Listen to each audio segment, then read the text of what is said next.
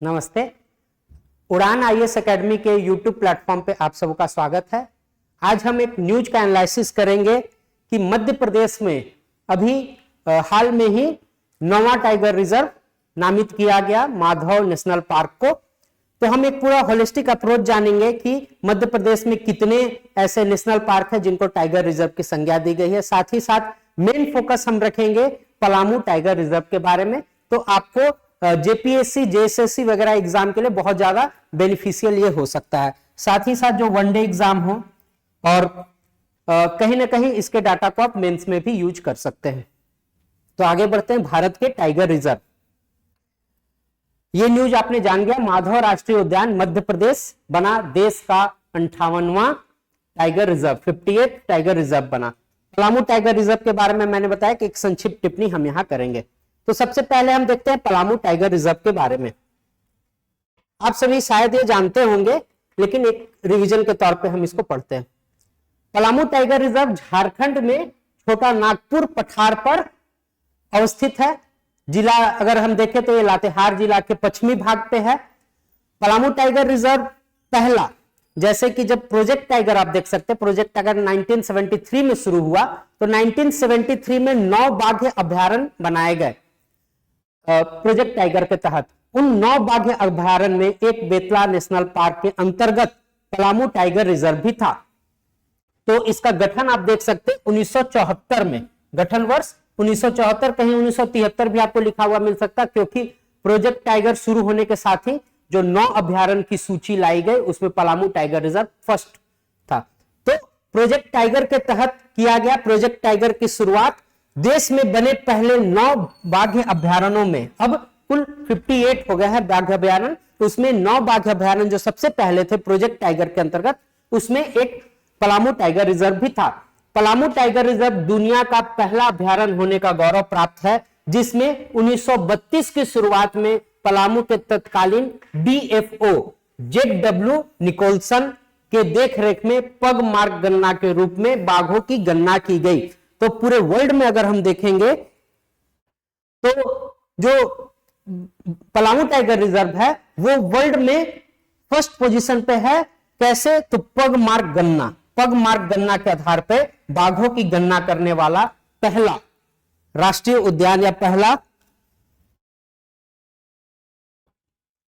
जो पहला ये है टाइगर रिजर्व, वो पलामू टाइगर रिजर्व है। तो इस तरह से आप दो चीज जाने। पहला चीज जाने कि प्रोजेक्ट टाइगर के तहत जितने 9 अभ्यारण्य थे उसमें सबसे टॉप पे पलामू टाइगर रिजर्व को लिस्टेड किया गया। साथ ही साथ आप ये जाने कि उस टाइम के तत्कालीन डीएफओ जेडब्ल्यू निकोलसन के देखरेख में पग मार्क गणना की, जो विश्व में सबसे पहला गणना है इस तरह के बाघों की गणना के लिए।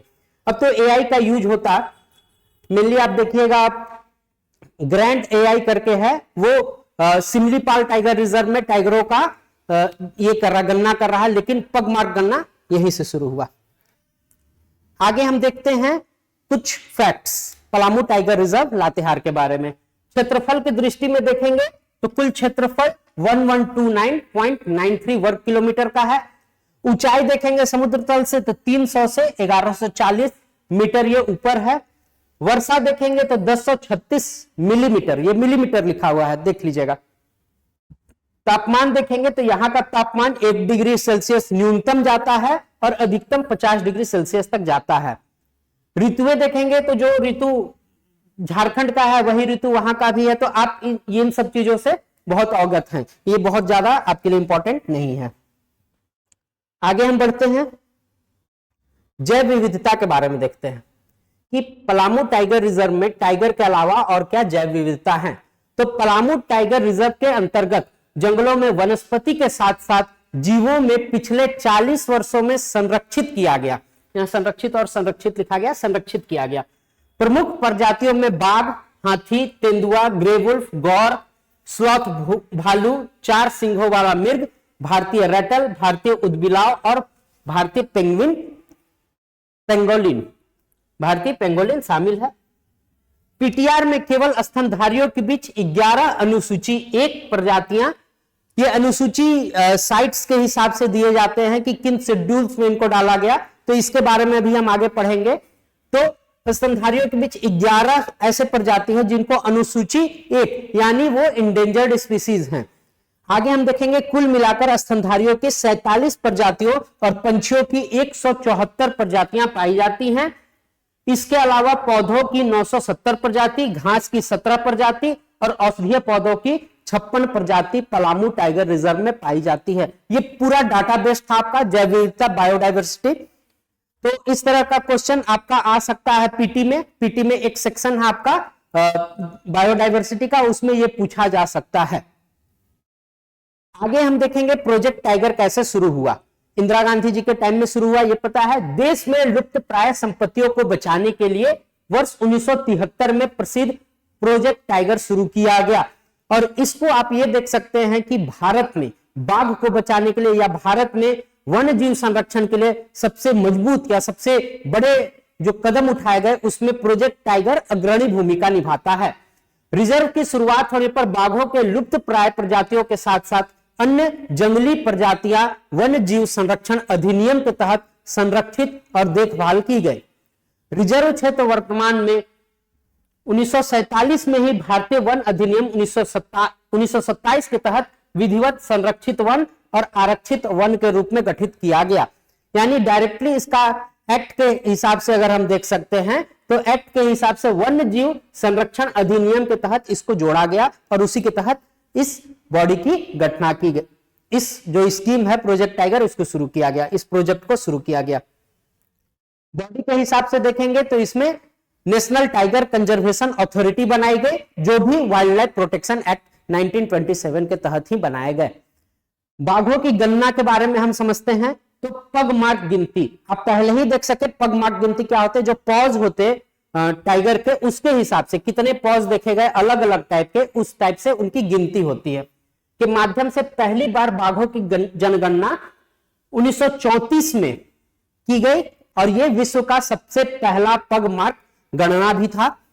पहली जनगणना के बाद 1972 तक बाघों की आबादी में लगातार गिरावट देखी गई और इस तरह से हम देखेंगे तो 1972 में जो गणना की गई उसके बाद इनकी संख्या घटकर 17 ही रह गई थी और इसी के बाद जैसे 72 हुआ इसी के बाद इतनी कम गणना के बाद ही प्रोजेक्ट टाइगर शुरू किया गया, जो कि इनकी जनसंख्या को धीरे धीरे ही बढ़ाया। और कितना बढ़ाया ये गणना भी हम देख सकते हैं। हमारे पास लेटेस्ट गणना 2022 का है, उसके आंकड़े भी हम देखेंगे। हालांकि घोषणा के बाद ऐसा कहा जाता है कि अभ्यारण्य में 1989 में देखेंगे तो संख्या में वृद्धि देखी गई और ये 17 से 55 तक पहुंच गया। 1991 की गणना देखेंगे तो बाघों की आबादी 54 दर्शाते हैं, मतलब बहुत ज्यादा वृद्धि नहीं हुई और कहीं ना कहीं 50, 52, 53 इसी तरह से देखा गया। 2022 के आंकड़े में देखेंगे तो बाघों की गणना 53 दर्शाते हैं। ये कहां का गणना है तो ये झारखंड या इसके आसपास के एरिया का गणना है। अब माधव राष्ट्रीय उद्यान के बारे में समझते हैं। तो माधव राष्ट्रीय उद्यान जैसे आप जाने मध्य प्रदेश का 9th टाइगर रिजर्व है। इसी के साथ ये कहां स्थित है तो विंध्य पहाड़ियों का एक हिस्सा है। विंध्यन पहाड़ी जो आप जानते उसका एक हिस्सा है। यह पार्क देश के 32 प्रमुख बाघ गलियारों में से एक आता है, जिसका प्रबंधन बाघ संरक्षण योजना के माध्यम से किया जाता है। ये 9वां अभ्यारण्य आप जान गए। देखिए इस तरह से आप देख सकते थे। अभी हमने बताया कि बाघ की जो गणना की गई 1934 में, उसके बाद 1989, 1991 और फिर 2022। तो जैसे आप देख सकते कि धीरे धीरे करके पलामू टाइगर रिजर्व में कम होते गए। और ये गणना अगर हम देखते हैं तो 1932 में 50 बाघ मिले थे। ये पूरे इंडिया का वो नहीं था गणना, वो केवल झारखंड और उसके आसपास छत्तीसगढ़ या फिर पलामू टाइगर रिजर्व, इसी आसपास जितने बाघ देखने को मिले और measure in Palamu tiger reserve. तो 1932 में जो पहली गणना हुई थी उसमें 50 बाघ मिले थे। इसी तरह से आप देख सकते हैं कि 1972 में 17 बाघ, यहीं से प्रोजेक्ट टाइगर शुरू किया गया। 1989 55, 91 तो 51 बाघ, ऐसे करके आप देख सके धीरे धीरे 2022 जो आखिरी गणना अभी हमारे पास है उसमें पलामू टाइगर रिजर्व में केवल 3 बाघ की ही पुष्टि की गई, 3 बाघ मिलने की ही पुष्टि की गई। बाघों की गणना 2022 बाघों की संख्या 2018 में 2,967 से बढ़कर 2022 में 3,682 हो गई। ये विश्व का 72% जनगणना है, मतलब 72% बाघ भारत में पाए जाते हैं। 785 बाघों के साथ पिछले 4 वर्षों में 50% की वृद्धि करते हुए मध्य प्रदेश भारत का अग्रणी बाघ राज्य है। और आप जानते भी हैं कि मध्य प्रदेश को टाइगर कैपिटल ऑफ इंडिया भी कहा जाता है। इसके बाद कर्नाटक में 563, उत्तराखंड में 560 और महाराष्ट्र में 444 बाघ हैं। इस तरह से देखेंगे तो सबसे ज्यादा बाघ आपको इन पॉपुलेशन देखने को मिलेगा मध्य प्रदेश में। उसके बाद फिर आपको कर्नाटक, उत्तराखंड और महाराष्ट्र। इस तरह से देश में कुल 58 बाघ अभ्यारण्य है। मध्य प्रदेश में अधिकतम 9 बाघ अभ्यारण्य है। हाल में ही माधव राष्ट्रीय उद्यान को प्रोजेक्ट टाइगर के तहत जोड़ा गया। अब स्टेट वाइज अगर हम देखते हैं तो स्टेट वाइज सबसे ज्यादा बाघ रिजर्व आपको देखने को मिलेंगे एमपी में। एमपी के बाद जो सेकेंड सबसे ज्यादा टाइगर रिजर्व वाला स्टेट है वो है महाराष्ट्र। महाराष्ट्र के बाद अगर आप देखेंगे तो तमिलनाडु, कर्नाटक, तमिलनाडु और कर्नाटक। इस तरह से आप रैंकिंग याद कर सकते हैं 1 2 3।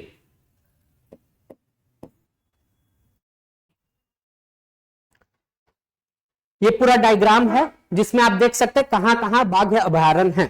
पूरे इंडिया में कहां कहां बाघ अभयारण्य हैं। तो आप अगर देखेंगे झारखंड पलामू टाइगर रिजर्व, बिहार देखेंगे तो वाल्मीकि और वेस्ट बंगाल देखेंगे तो सुंदरबन।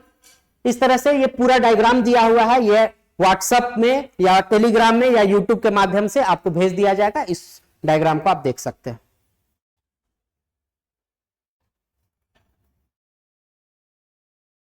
एक आपके लिए नोटिस है या इंफॉर्मेशन है जो बोल लीजिए इसको। 11 to 13 जेपीएससी मॉक इंटरव्यू उड़ान आईएएस के सेंटर में लिया जा रहा है। इस पूरे सेंटर में आप देख सकते हैं कि जो सिमुलेशन है यहाँ का वो बिल्कुल जो दिल्ली के प्रसिद्ध यूनिवर्सिटी ये कोचिंग्स वगैरह करते हैं उस टाइप का सिमुलेशन देखने को मिलेंगे। साथ ही साथ आपको यहाँ पर अलग अलग फील्ड के अलग अलग लोग देखने को मिलेंगे जो डाइवर्स फील्ड में आपके ज्ञान को आंकेंगे और साथ ही साथ आपको यह बताएंगे कि इंटरव्यू में किस तरह से आपका आचरण होना चाहिए, क्या आपका कम्युनिकेशन स्किल होना चाहिए। इस तरह से आप इसमें पार्टिसिपेट कर सकते हैं। इसके लिए कोई रजिस्ट्रेशन फी नहीं है, केवल और केवल आना है और एक रजिस्ट्रेशन करना है। फ्री ऑफ कॉस्ट रजिस्ट्रेशन है और अपना आप स्लॉट बुक करके इंटरव्यू दे सकते हैं।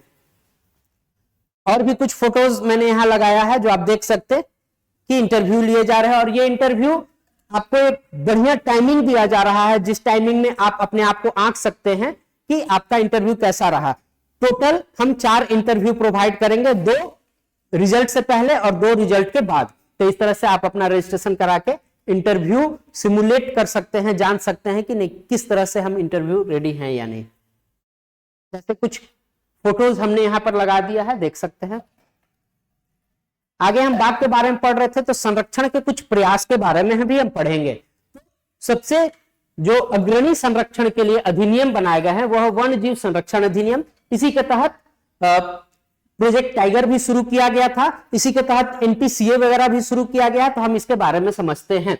जंगली जानवरों और पौधे के विभिन्न प्रजातियों के संरक्षण, उनके आवासों का प्रबंधन, जंगली जानवरों, पौधों और उनसे बने उत्पादों को व्यापार के विनियमन और नियंत्रण के लिए कानूनी ढांचा प्रदान करता है। इसके बाद देखेंगे तो 1972 में बाघ संरक्षण का आधार तैयार किया गया और राष्ट्रीय उद्यानों और वन्य जीव अभ्यारण्यों की स्थापना की गई। राज्य सरकार के पक्ष में अधिकारों को अलग किया गया। वो क्रिटिकल टाइगर हैबिटेट की अवधारणा पेश की गई। ये आपके लिए इंपॉर्टेंट है कि क्रिटिकल टाइगर हैबिटेट्स का अवधारणा जो कॉन्सेप्ट है वो कहां से आया, वो वाइल्ड लाइफ प्रोटेक्शन एक्ट से आता है। 2006 में वाइल्ड लाइफ प्रोटेक्शन एक्ट में संशोधन के परिणाम स्वरूप राष्ट्रीय बाघ संरक्षण प्राधिकरण एनटीसीए, इसी का जिक्र कर रहे थे, यही अथॉरिटी है जो बाघ संरक्षण के लिए सबसे प्रीमियर अथॉरिटी के रूप में है एनटीसीए। तो NTCA national tiger conservation authority केवल और केवल बाघ के लिए नहीं है, जितने वाइल्ड कैट है, जितने बिग कैट्स हैं, सबके लिए यह काम करती। तो जैसे कि आप देख सकते हैं कि भारत में प्रोजेक्ट चीता शुरू हुआ। भारत में आप देख सकते लियोपार्ड के लिए जो प्रोजेक्ट है वगैरह, जो भी आप देख सकते हैं, प्रोजेक्ट लायन है, सबका एक ही अथॉरिटी है, वो है एनटीसीए। व्यापक बाघ संरक्षण योजना का निर्माण हुआ। यह पूर्ववर्ती किला संरक्षण दृष्टिकोण से अलग था। इसमें बाघ संरक्षण, वन संरक्षण तथा स्थानीय समुदायों के भलाई के बीच अविभाज्य संबंधन को स्वीकार किया गया।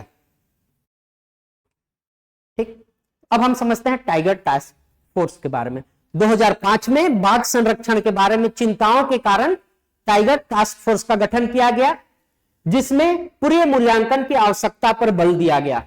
टास्क फोर्स ने मौजूदा रणनीति में खामियों की ओर इशारा किया, जो हथियारों, गार्डों और बाड़ों में बहुत अधिक निर्भर करती थी। उसके बाद एक हम नया यहां पर देखेंगे, अनुसूचित जनजाति एवं परंपरागत वन निवासी वन अधिकारों की मान्यता अधिनियम 2006।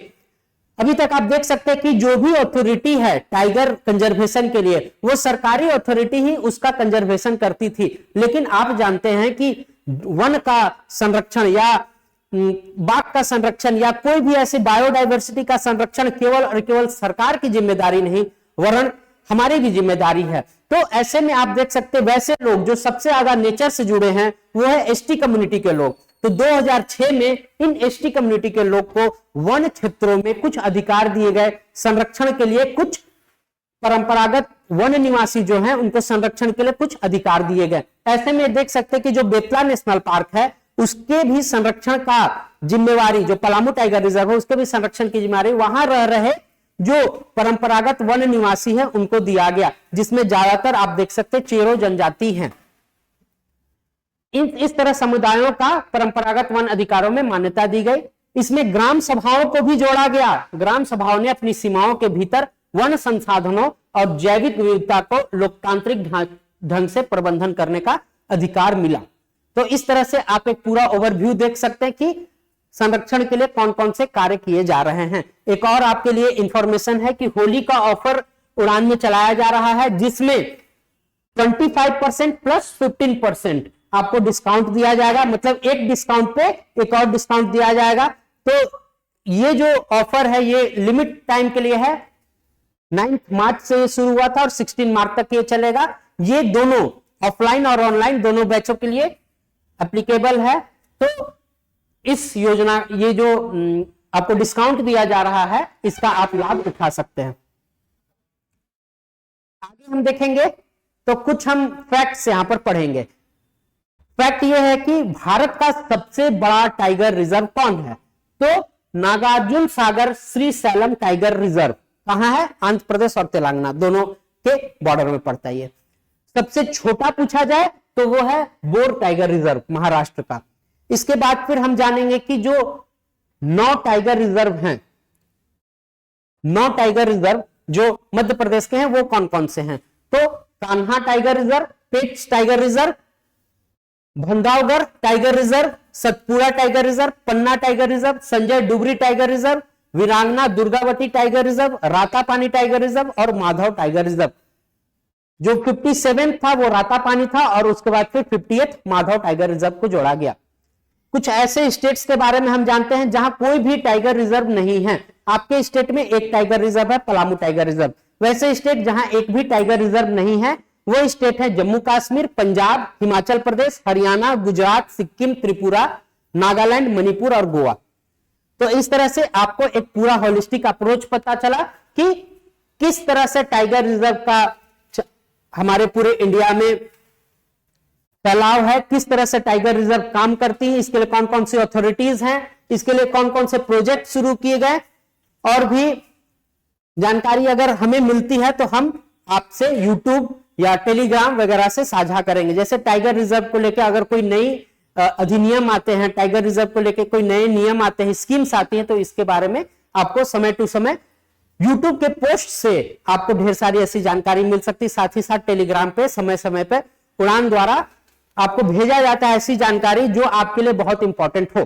जैसे कल का न्यूज अगर आप देखेंगे तो कल भारत की पहली महिला या पहला कोई व्यक्तित्व बोल दीजिए जिनको रामसर अवार्ड दिया गया, Ramsar wise wetland use award दिया गया।